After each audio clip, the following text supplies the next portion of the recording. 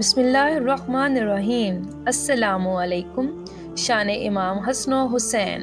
عید کا دن تھا۔ امام حسن و حسین اپنے نانا محمد صلی اللہ علیہ وآلہ وسلم کے پاس آئے اور فرمایا، نانا جان، سب کے پاس سواری ہے، ہمارے پاس سواری نہیں، ہم کو بھی سواری پر بیٹھنا ہے۔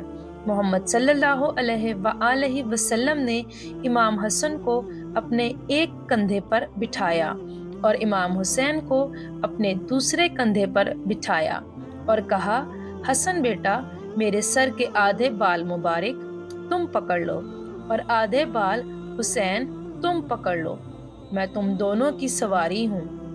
محمد صلی اللہ علیہ وآلہ وسلم اپنے شہزادوں کو کندھوں پر بٹھا کر گھر سے باہر آ گئے۔ جب باہر یہ منظر حضرت عمر رضی اللہ عنہ نے دیکھا تو کہا، اے حسن و حسین، تمہاری سواری کتنی خوبصورت ہے۔